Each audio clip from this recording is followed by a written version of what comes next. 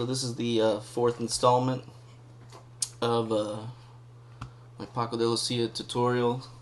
Again, we're looking at some bulerias. This time I like to compare and contrast two falsetas from very different time periods. They're about 20 years apart in terms of when they were recorded.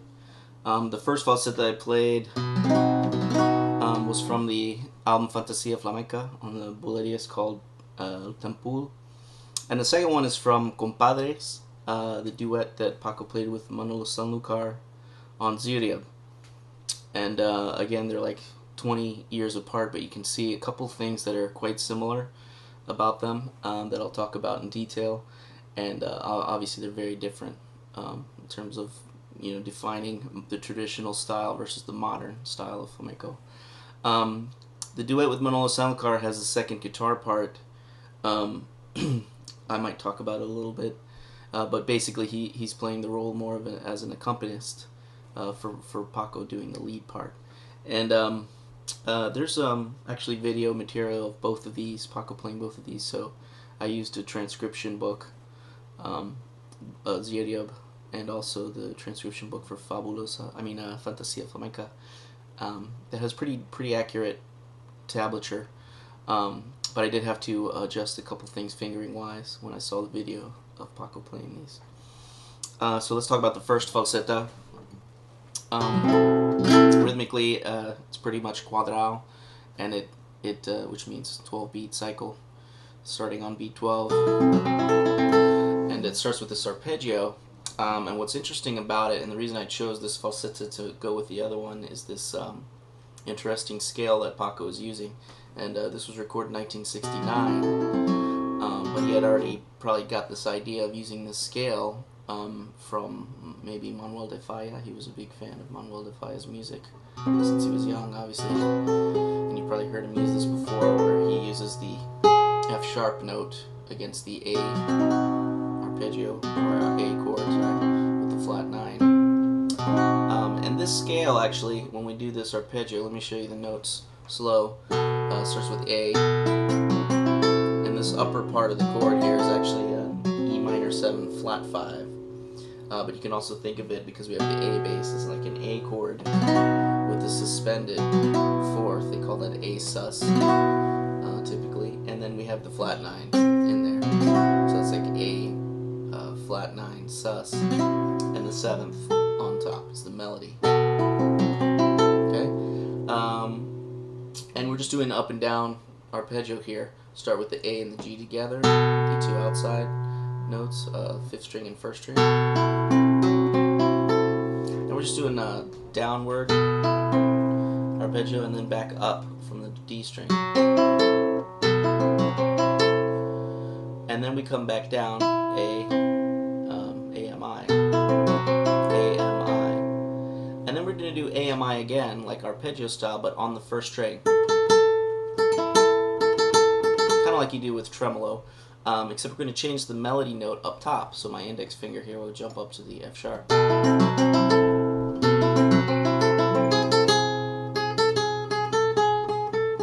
I'm going from F sharp to G and back to F sharp, and then back up to G.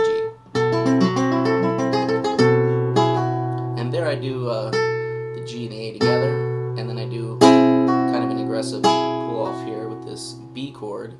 And you can think of this as B flat, almost like a B flat augmented here. You can hear that augmented 5th, the F sharp, pull off. And then we do a little bit of a picado here, at least up to that note. So I'm doing D, C sharp, D, open E, F sharp, and then repeat. And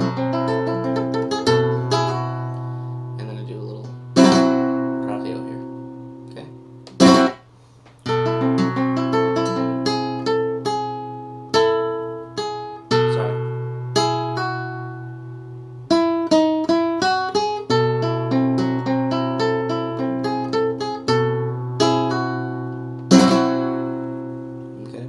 Now the interesting thing about that melody, and we'll look at the second falsetto that uses the same scale, this is called the harmonic major scale.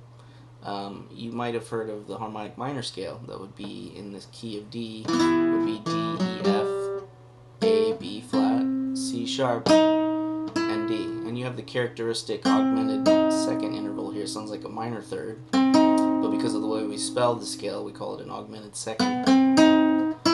That resolves up to the D, right? So we have basically the same scale for the harmonic major, except that we have a major third instead of a minor third. The minor third is the F natural. So that's why we have the F sharp. And that's really the only note that's different.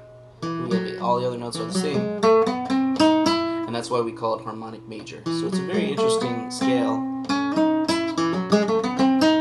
And that's exactly what Paco is using here in this melody. And again, I think he got the idea from Manuel de Falla to use this.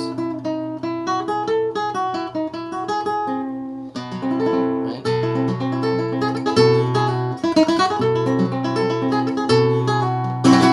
Okay. Now the second part of the arpeggio is just some more of a basic B flat major 7 sound, because the major 7 is the A ringing out.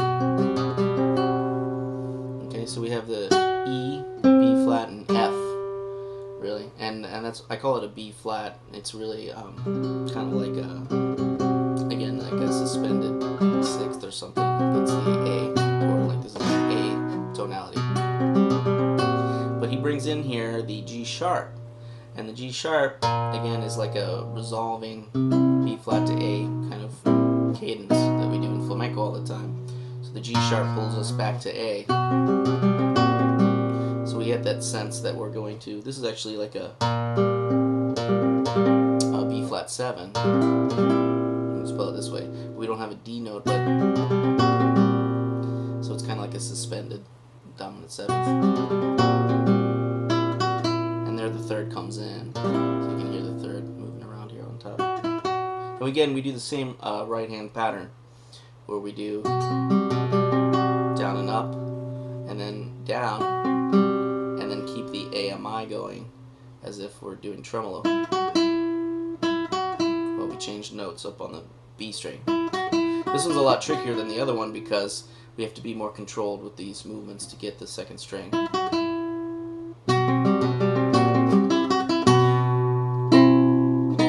Now here I just slide back the index finger. Okay, and then the little scale up this time is a little simpler.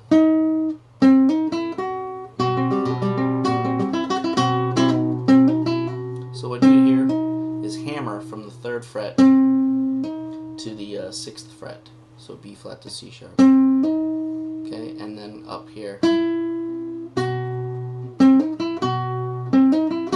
And that is probably not to be looked at as the harmonic major anymore, simply because we're holding the F natural here. So you can think of this as the good old Phrygian scale or harmonic minor, however you want to think of it.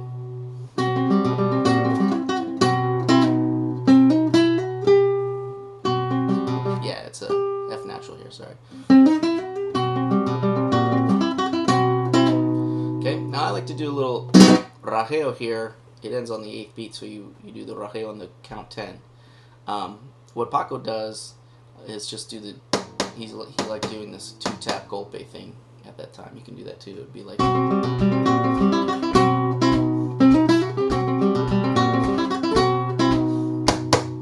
okay, so you just do the 2 taps and then start the pulgar.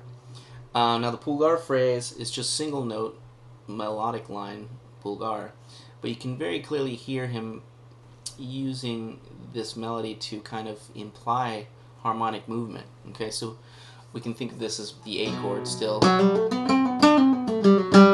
then here's like a resolution, and you can imagine in your mind a harmonic progression going A to D minor. And here's the note starting on E, going up to G, we hammer to the F, we go over to the 3rd string and do a pull off. Okay, and we go back up to the C on the 5th fret, and then down the scale from B flat, A, G, back to where we started, in the E. but then we land on F, and that's where we kind of imagine hearing this harmonic change of color and resolution to the D minor. Okay, it would be like a D minor. Okay, so one more time: 12 and 1 and 2 and 3 and 4 and 5 and 6. Okay, so we start on the 12. You can accent the 3rd beat if you want, and then resolve on the 6th beat. And you can imagine A, D minor. Okay.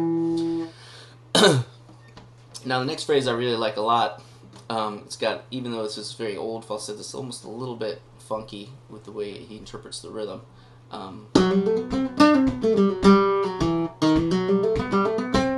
Okay, so he's got this phrase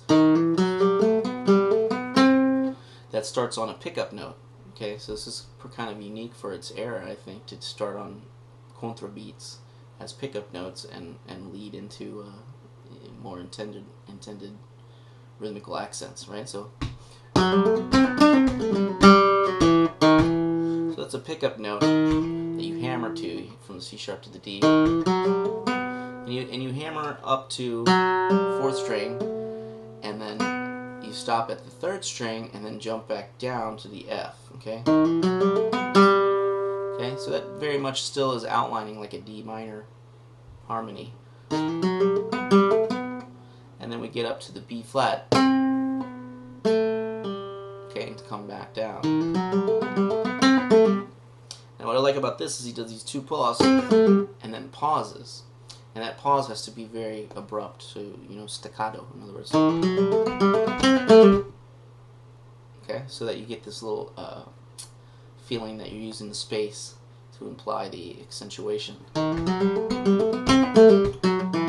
Right, and then we have an offbeat here. These 2 notes are contratiempo. So if we do the double time beat here.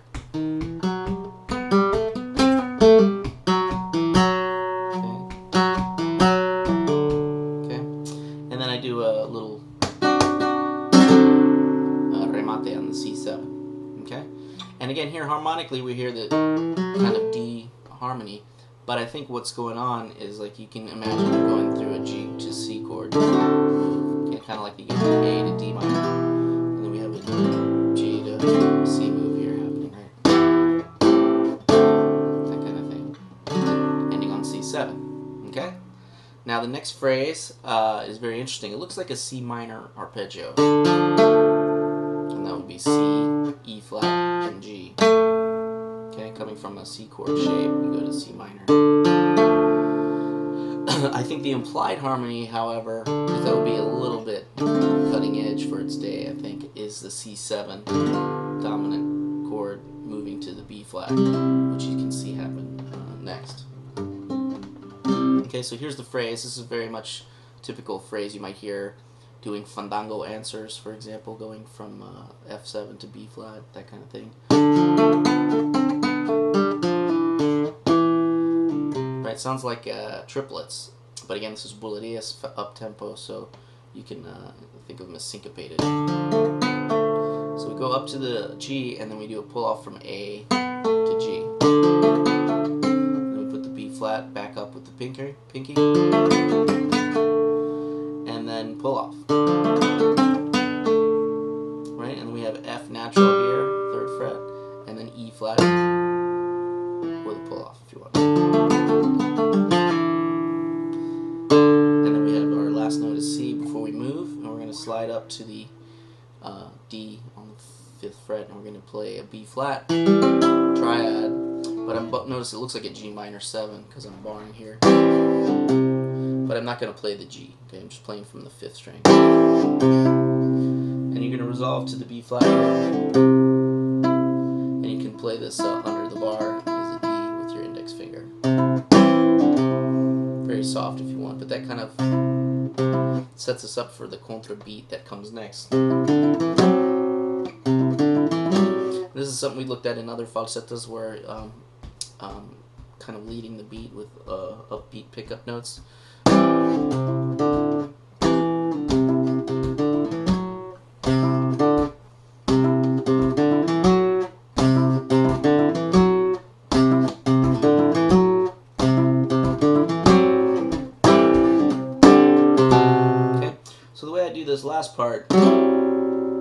when you do these pickup notes, B flat, C, D, E. When you get to the E, you're going to play the full chord here, or almost a full chord. I'm playing at least up until the second string here. And it pulls off to C, and then back to B flat. Now the last one, the way Paco does it, is to do the C9 chord like that. Okay, and then resolve on an A chord. So you'll notice that it ends with 6 and 8 on the 8th beat. 6, 8, 9, 10. So the remate is just this quick accent on 10, which is something that's interesting because again, this actually ties into the second falsetto we'll look at. So kind of like the beginning and the remate, the ending, have a similar idea where we resolve with a very sharp attack on the 10th beat. So in other words, it resolves on the 8th beat harmonically to the A, and then we do a quick answer rather than a long string of rajeos or something like that. Okay? So one more time, this little phrase, I'll do it a little slow.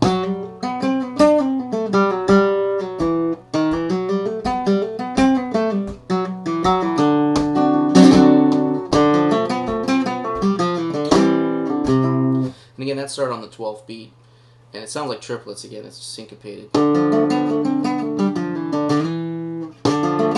And I let go sometimes of this note, you don't have to hold it if you don't want to.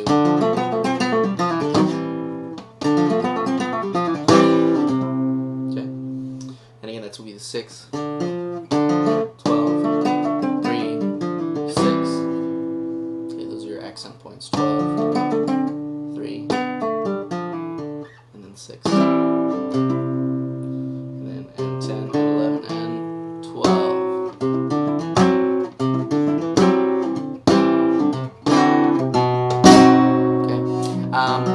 Maybe when I played it the first time I did something a little different here.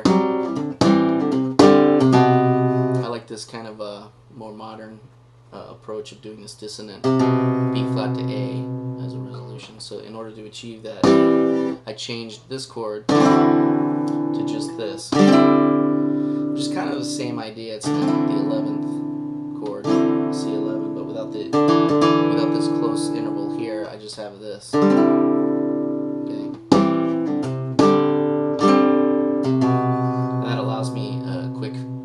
To get the B flat to A. Okay. Now that's the first falsetta, and again, I said 20 years later, it sounds very modern, but he's got a lot of the same harmonic and melodic ideas. Obviously, there's a lot of differences as well. But just to get us started, we start the second falsetta here from Ziria, from Compadres, with a D chord. So he's going to be doing the same idea. We're doing an arpeggio, and we're going to use these notes from the D harmonic major scale. However, the harmony is different. We're just going to go from a D to this, which is something the other melody did here. Right? It's pretty much the same exact idea harmonically, except he used A first. So he went from A to that chord, and we're going to go from D major to that chord. So it's got a little bit more of an exotic, you probably hear this used a lot in themes from television and movies and stuff to bring out that exotic flavor of going from a D chord to basically a B flat augmented or a G minor kind of idea. You might hear this in a lot, G minor to D. Anyways, but the arpeggio is up and down. And then here is where I change, and I just grab that with the ring finger. So the difference here is that we've got a much more syncopated idea. So 12 and 1 and 2 and 3. So we're leading the third beat this time rather than accentuating it. Okay, and then we have this offbeat melody, and we double up on that G note. You see, G, F sharp, G. Very similar to the other falsetta. We're going to do 2 Gs. And the second G is the accent, right? Okay.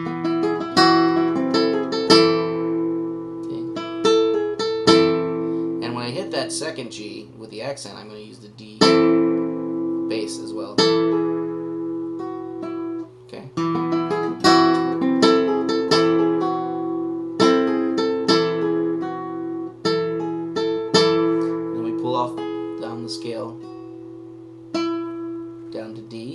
second string. And again, we have the D and C sharp. Very similar to the other falsetto. Okay, and that brings us down to the 10th beat of the compás, and we're just going to do this. Kind of a light remate, which is just the bass note and the chord itself. Okay, so and that would be the 10th beat that we hit the triad on here. So let me do it slow with my foot.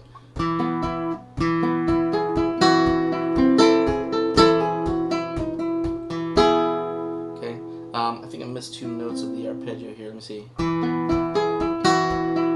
Yeah, right there. There's 2 notes, M and I, that play the D and the B flat. When you get to this chord after the 3rd accent, 12 and 1 and 2 and 12 and 1 and 2 and 12 and 1 and 2 and 3 and 4 and 5 and 6. Okay, and there on the 6 is where I hit the D again.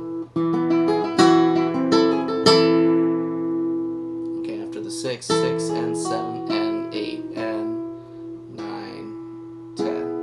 Okay, so very simple little ending. Okay, now the next part is pretty interesting. We're going to do alzapua, but we're going to do this interesting chord voicing here. This looks like a G minor shape, except we've got these 2 fingers up a set of strings.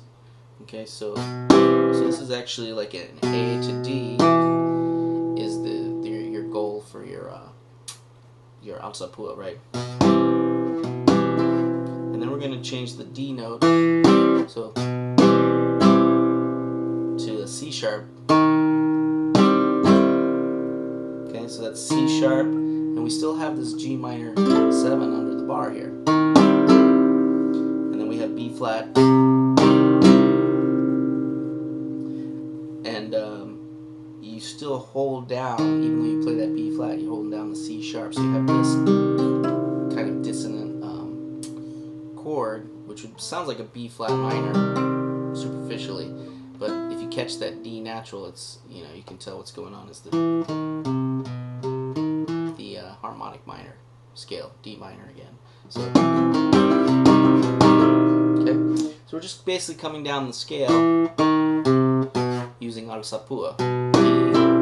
D, G, E flat, A. Okay, and that's the last chord. And that whole time I got that held down.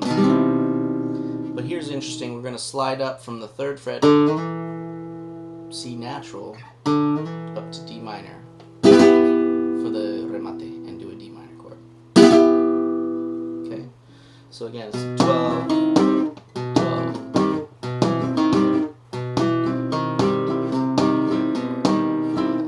6. Right, so we go from 12 to 6 with the alzapua. That's 6. So here is the 8th beat. Now it's kind of interesting what happens next. I said the first falsetto is quadrado, and this falsetto turns out to has a half compás phrase. Half compás meaning 6 beats, and this is basically where it gets inserted. And he does it by kind of changing harmony, changing keys. I'll show you what happens here. So he's got this 8th beat, 8 and 9 and 10.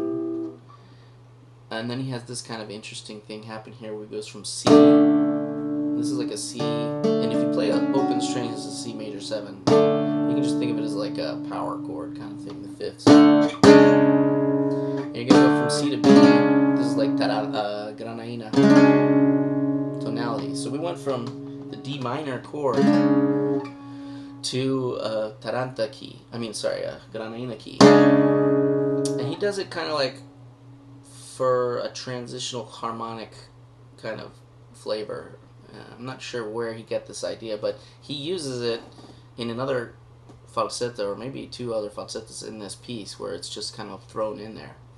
And I'm not sure if it's his idea. Maybe this is because they do it together with Manolo Sanlúcar. It could be Manolo Sanlúcar's idea. I'm not sure, but it's pretty interesting. So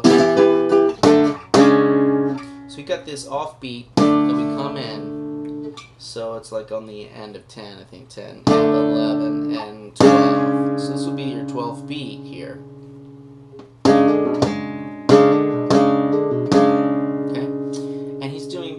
this kind of rolling bass line. And with that rhythm, you can feel the kind of bulerias or jaleo groove in there.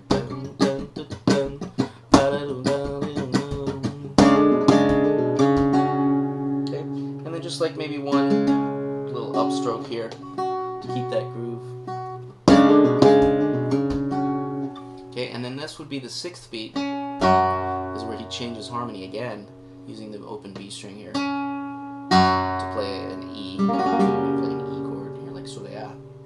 But we're going to take this as the 12th beat.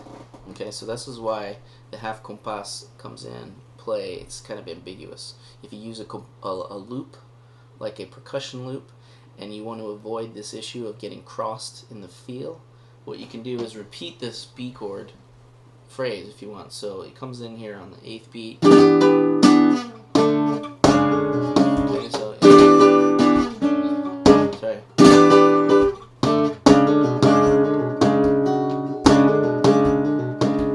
So I would do that twice if you want it to be quadrado, so that it fits with your percussion loop. Obviously, the intent of it is to just kind of transition harmonically. So if doing 2 of them is too long. That's why the half compás comes in real handy with flamenco guitar, particularly in bulerias, because it's fast moving. But just throwing in an extra one will square things off for you. Okay.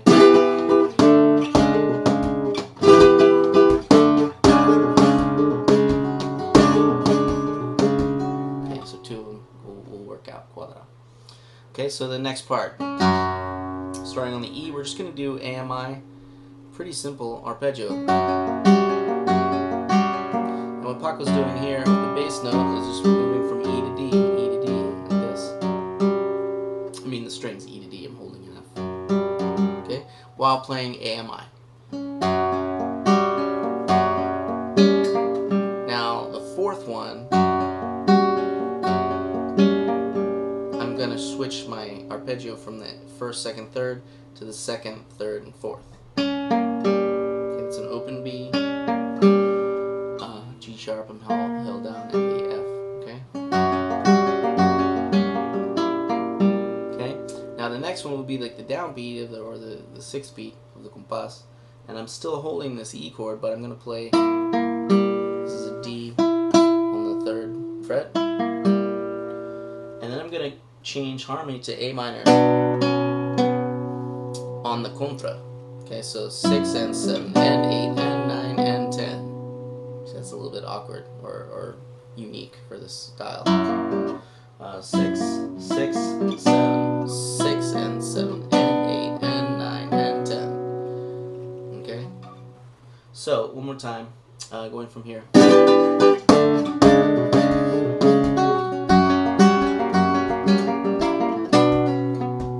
Okay, now after the A note here, and 10, we have an open E to get us back on track to the 12th beat. And we're going to play F sharp harmony, okay, F sharp 7. And what's happening here, we went from E7 with the flat 9 here to A minor. Now we're going to go from F sharp, again with the flat 9, it's going to be a G here in a second, going to B. But you'll see what happens. It's very interesting. It goes to B major, but I'll show you what. It's a very tricky left-hand move. So this arpeggio, we're going to do that kind of syncopated, leading the 3rd beat, 12 and 1 and 2 and 3. Okay, so now once we get to the end here, end of 2 and 3, and you can choose if you want to do an arpeggio like this, where you're alternating between 1st and 2nd to get that syncopation, or you can just really start just doing upbeats here. Okay, now the next note is going to be E here, and again it's just a contra beat. Okay, and then we're going to do something a little interesting with the left hand. So let me play up to that point from the E chord. Sorry.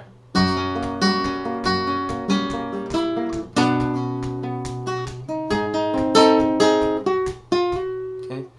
So here we're going to do a hammer after that E and change to the 4th position. Okay. And we're going to do some really, this took me a while to get the feel for this left hand move.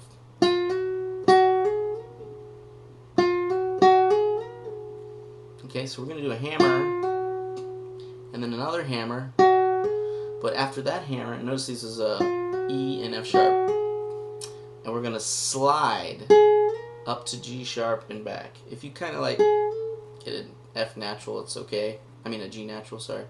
But try to get that G sharp, because even though it's very quiet, it really accentuates the fact we're changing to the key of B major, which is very interesting, going from F sharp to B major. So this is where we get into, now we've ventured into new harmonic territory from what used to happen traditionally. Traditionally, it didn't get so interesting harmonically, okay? And he did this just with his 2 chords, really. He went from the D minor to a B chord, and from B to E, which is a 5-1, and then went 5 to A minor, and then he did 5-1 in B, but he resolved in B major instead of B minor. So that's an interesting thing. So anyway, we have the hammer, and when we do that hammer with the pinky has to do all that work as straight notes. So we have the contrabeat here, and then keep it going. So, okay, and then we're going to come back, but when we come back, we're going to pluck this triad. This is B triad, F sharp, B, and D sharp on the 4th fret. Okay, now we're going to do the same phrase diatonically down a note on A. So I said B major. This is really like a, you can think of it as a mixolydian kind of scale. Okay, so the same phrase, but with these notes, T sharp, E, and now you slide up to F sharp and back, T sharp, and we grab the A triad this time. Okay, now the trick of this whole phrase is really the timing. Let me get my foot going.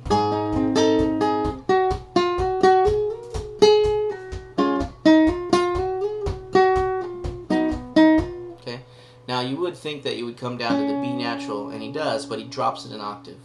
So we're going to do the last phrase.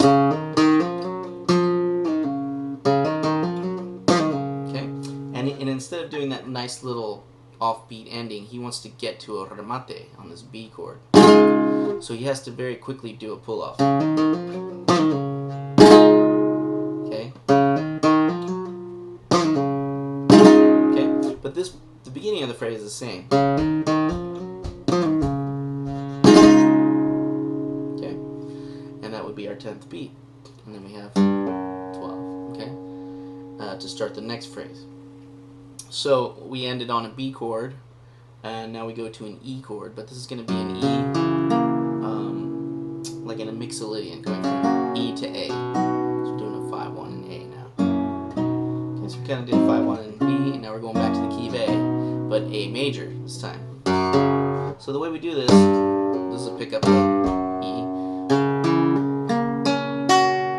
So it's an arpeggio, but I'm going from D to F sharp, hammer.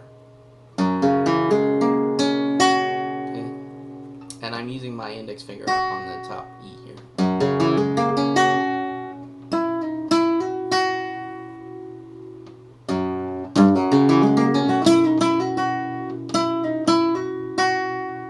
Okay, so this is a pull off and hammer, D, C sharp, D, E, and then open E.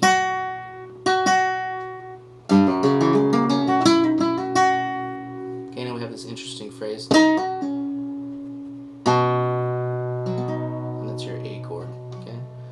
Resolution. So I'm hammering from the 2nd to the 5th, open B, and then open A. Okay? And that would be our resolution B to A. And now we're going to go from B flat to A. So back to our flamenco traditional Phrygian sounding thing, but he does this very interesting chromatic move to do it. So he's doing from G chromatically up to B flat, okay, to make this transition, and that B flat is where our 12 is. So this is a pickup, 10, and 11, and 12, like that, okay?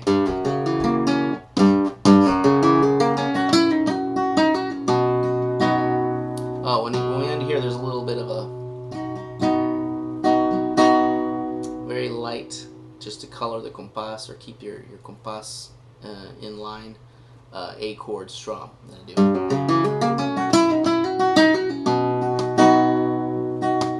Okay, just that light up, down, up kind of thing.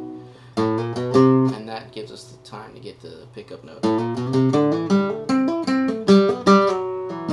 Now this is interesting. It's all kind of a contra feel pulgar here.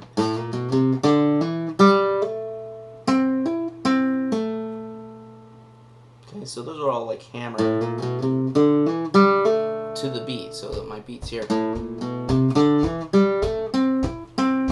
Okay, so we go from 7th fret to the 3rd to the 5th fret on the D. Okay, and you can get a little aggressive here because that's where it resolves to the A chord. Okay, that's again 3, 7, 3 on the D string. And again, you have this little A answer. Okay, so the first one.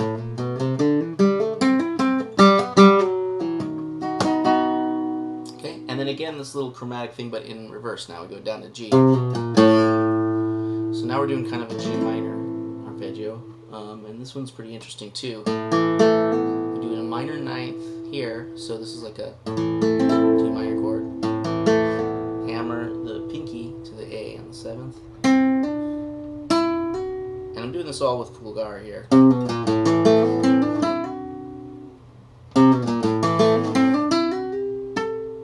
Okay, now when I get here to the 5th, I'm going to hammer again to the 6th. And then we have the, under the bar is the G that I catch with my index. Okay, this is important because we're going to change positions here. With this open E, we're going to jump over here. Now, in the transcription I saw, he plays the C, and it's real tricky to get it under this chord shape. But if you do it, you got to do it like this, kind of like that. So.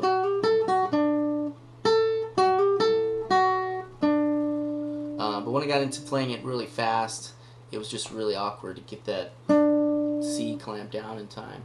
So I've been omitting it, you know, going fast. So in other words, so I just stop on the E and then get my F chord here. And this one we got to accent on the 12. Okay, down and up. This is just an F chord and a 5th position bar. Okay.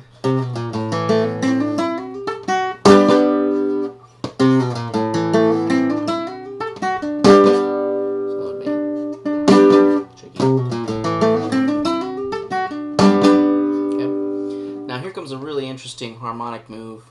We're going to use these chords. It's going to go from F up to E flat. Okay, there's E flat. And then we're going to go to D flat. And then C. And then B flat. Okay. Now, I heard this chord progression also. Manolo Sanlúcar used this in Tauromagia, I think on the Soleá por Bulería, when there was cante. Exact same idea. And so I'm curious, this falsetta came around the same time as Tauromagia, so it's interesting for me to wonder if Paco's playing the lead on this, but I'm wondering if it's Manolo Sanlúcar's idea. So they really did a nice collaborative thing with this falsetta and had a hand in composing it together. But the melody that Paco plays is very Paco style, up on top of these chords. So let me show you what's happening here. He does his little, okay, so this is surrounding the 3rd of the chord, the A, chromatically. But he likes to do it with his crossover note. Okay, and then we have another contrabeat here. So this is like.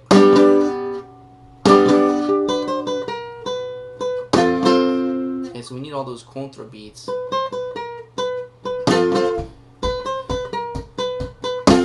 Okay, to accent this one on the 6th, down and up. Okay.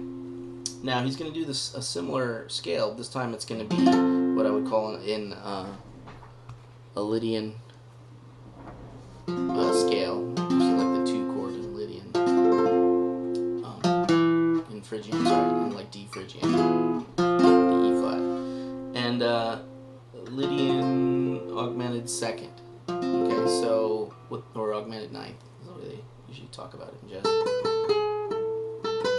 What the augmented 9th is, here's the F sharp.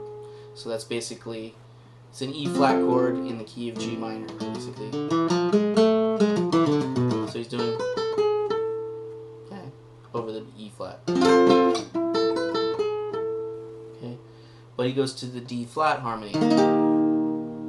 Okay, now this one, I don't want you to do, we don't do the down and up accent. We're just going to do the chord nicely, and then that'll be on 12, I guess, or 6. I don't know where I am in the compas now. I always think of 12 and 6, like half compas phrases, and each one of these chords is like that.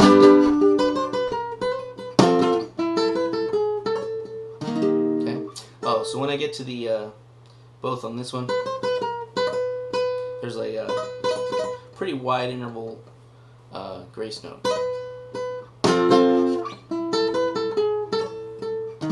It can be here or high as you want to do it. You can reach it. But the idea is to just do a grace note on that last one. Okay. Now here's the augmented scale again, but this time,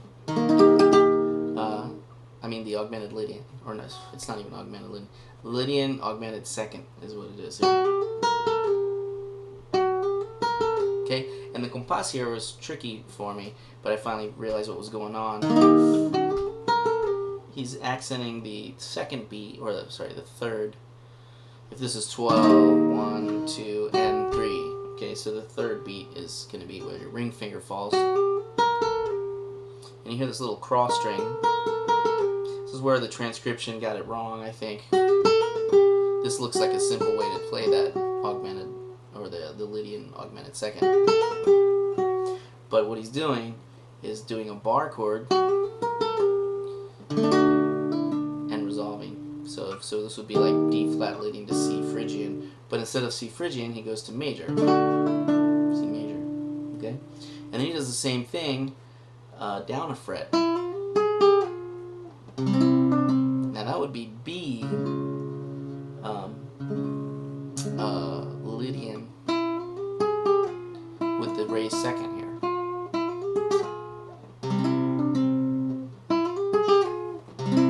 In other words, B flat Phrygian, or A sharp Phrygian, sorry.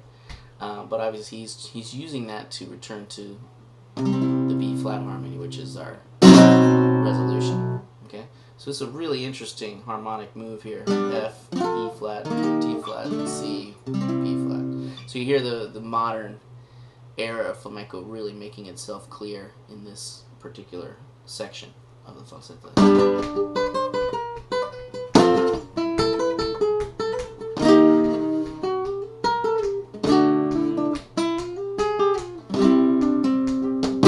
Okay, so both of those phrases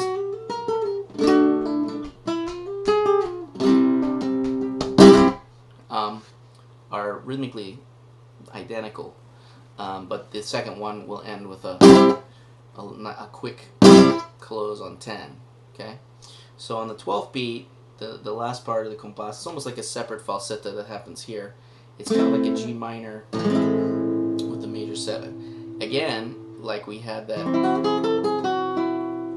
major D harmonic major in the beginning. So it's kind of remembering that how the falsetto started here. Okay, but it's pulgar. That starts on 1 actually. So 12, 1, 2, 1, 2, and we got to do this up down move with our index.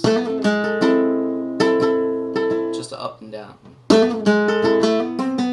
Now here I'm going to hammer and under the bar I have B flat.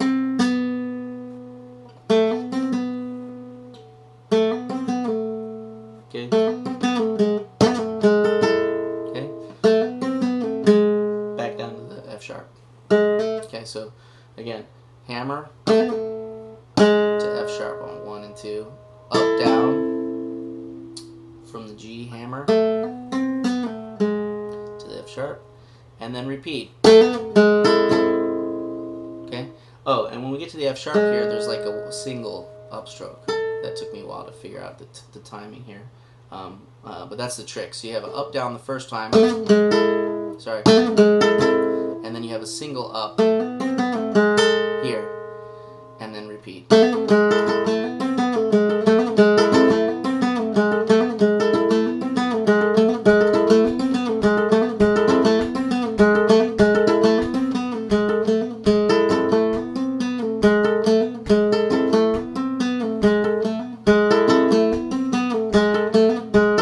could do that all day, but to get out of it, what we do is this.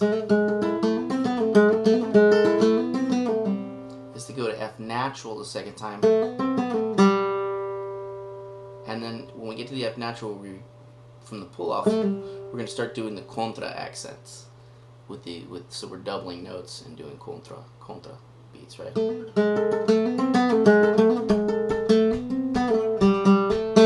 Sorry.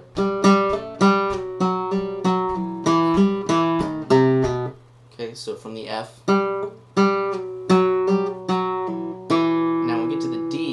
Skip up to the F, hammer the C sharp, the pinky, and pull off from B flat to A. Okay, and that's basically the end of the falsetta. And there's a little tag that I stuck to the end that I noticed Paco liked to do live when he plays solo. This little tag came from a different falsetta in the same piece, Compadres, and it's pretty interesting because when Manolo Sanlúcar plays it, he does the first time by himself, and Paco just accompanies it with chords, and then they join together, doing the same pulgar phrase pretty much in unison, which is a really cool sounding part of the piece because a lot of it is very busy with two guitars, and then all of a sudden when they come together doing something, it kind of grabs your attention.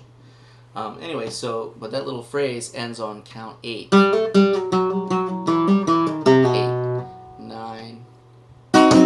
10. Now that's really interesting because if you notice the 10th beat, so it ends on 8 and then we do this. That's kind of where I noticed the first falsetto I showed had the ending. Same idea. Okay? And it's a really cool punctuation or way to end a falsetto, I think, because it almost like catches you off guard. Okay? But it's really cool how he does it here. Just an upstroke and down with a golpe. Okay? Now the falsetto ends there, but in order to put the tag on, which also uses the same kind of ending, we got to keep the compás going.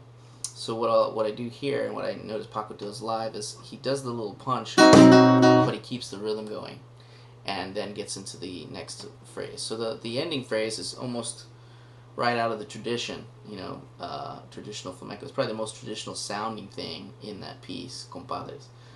So we do like a golpe, almost like alzapua. Well, I guess it is alzapua, up, but we leave a space for the contra beat here. And then we start doing a bass line melody on the contra. And then we slide up to the D here.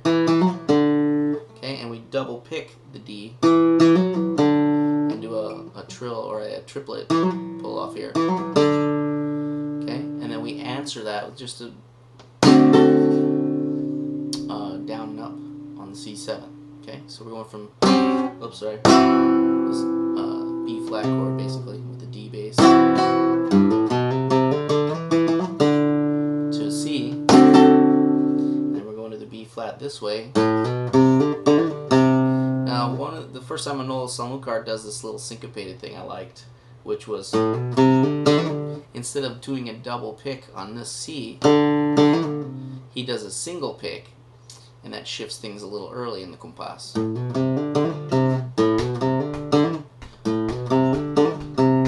So you get to the B flat here early, and then you do an up down to answer that one, okay?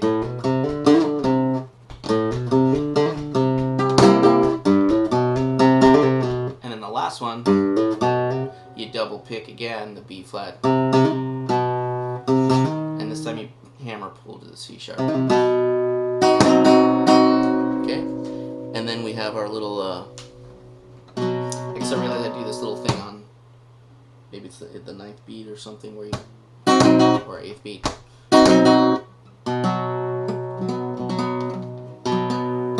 To ground yourself before that 10. And 10. And 10 and 11 and 12, right? So we have the 12 and 12 and 12 and 1 and 2 and 3 and 4 and 5 and 6 and 7 and 8 and 9 and 10 and 11 and 12 and 2 and, right? A 2 and 4 and 5 and 6 and 7, 8 and 8, 9 and 10. That's what it is.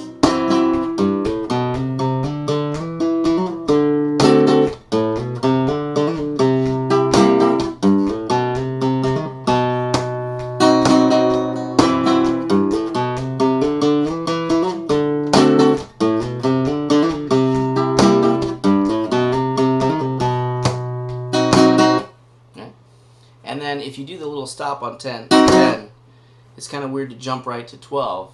So what you can do is you leave 12 and 1 kind of open and come on the end of 1. So like this, 12. And you see that little offbeat, and 2 and 3 to come back in with compás. Okay? So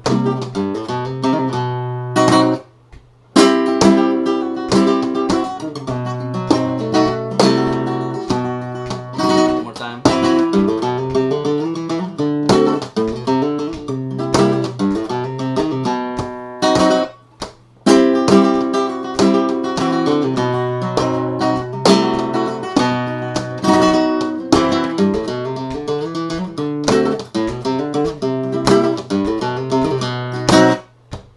Okay. So anyway, I hope you got a lot out of this tutorial, and learn something about the modern style flamenco and how it fits in with the old school traditional stuff. And we'll see you next time.